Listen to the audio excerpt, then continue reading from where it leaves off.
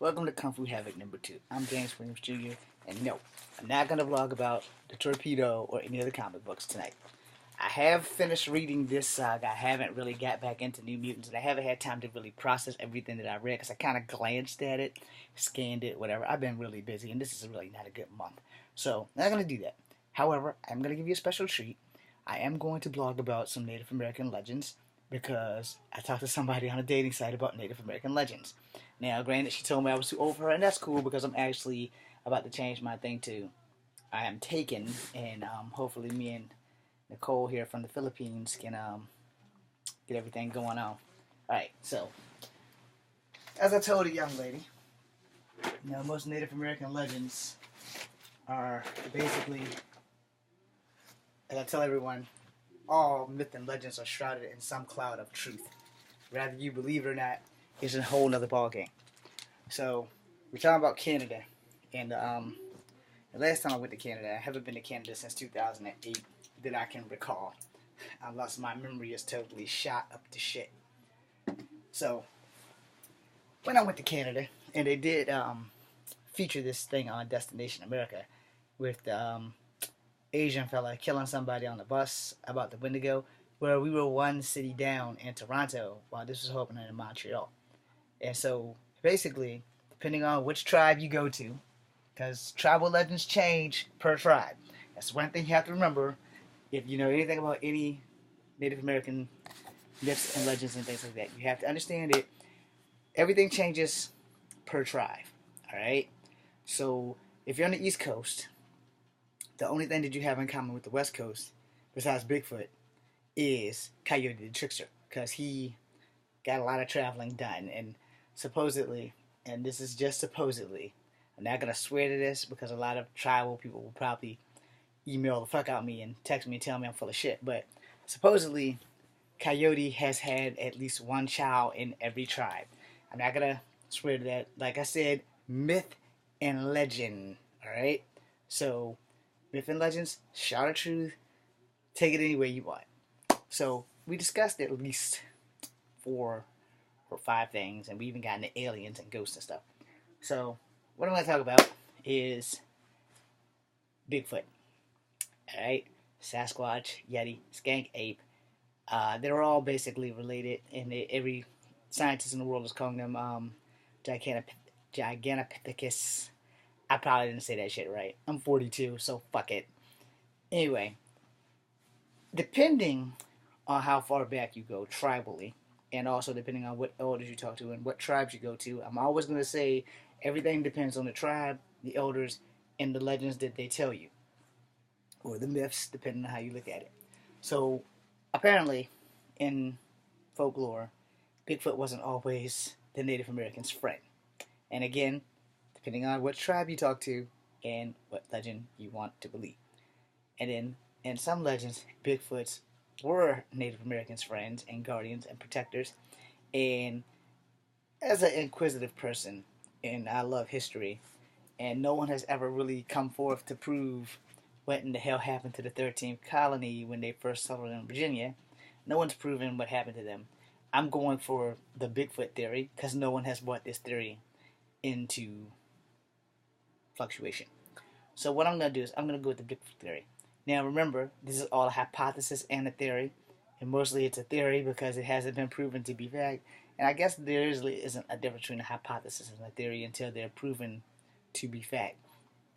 So we're going to go with theory only, in my interpretation of a theory. This is not supported by any tribes or any of that stuff. Let's get that clear, so there won't nobody be like, well, you're only part Cherokee, and we at the Cherokee Nation, we don't support what you're saying about Bigfoot.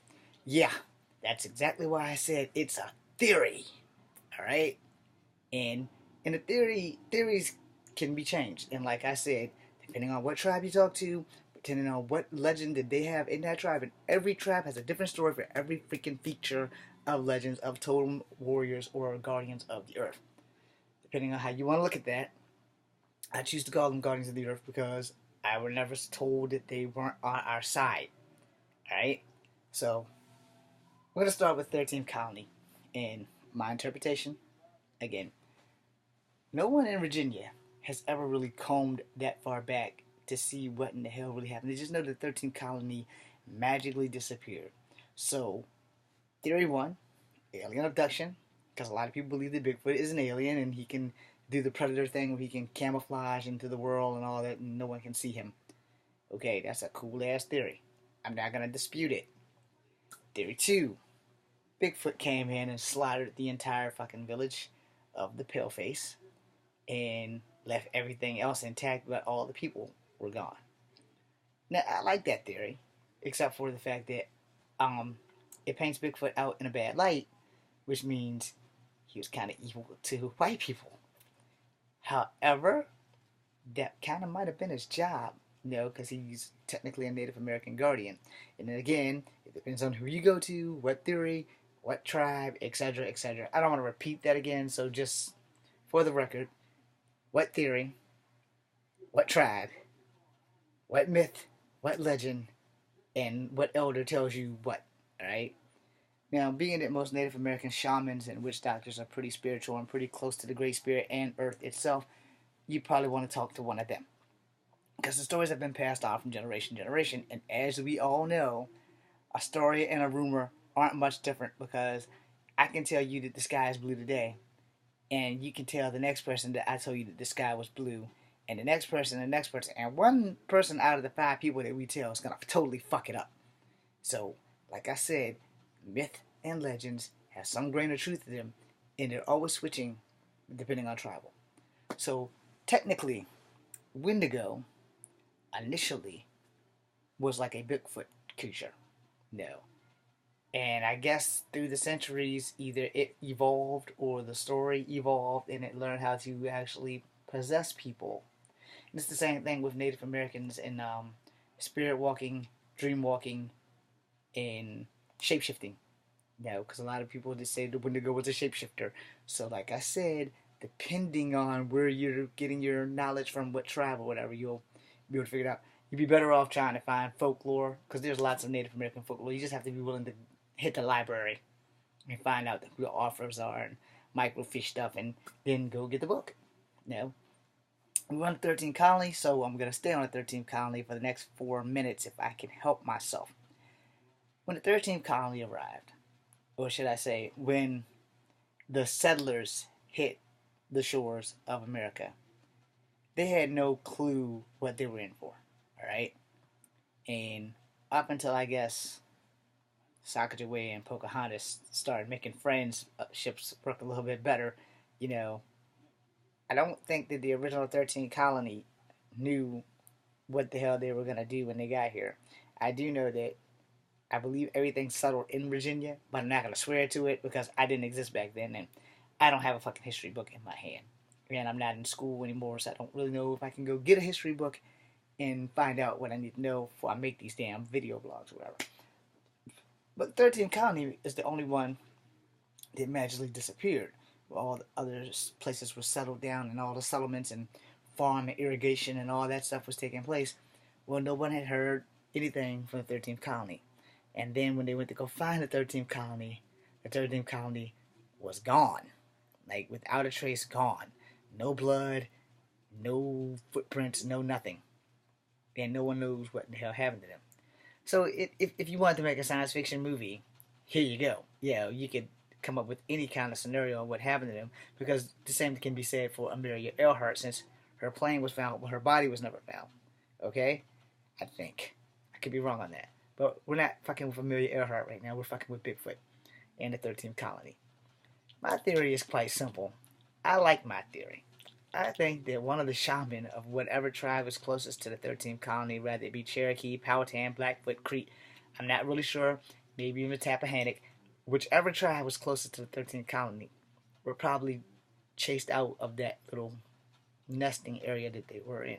But they probably weren't the only ones that had a nesting area, because depending on what tribe you talk to, Bigfoot and them weren't always at peace with us, and they made trades, and then eventually Bigfoot and them became guardians.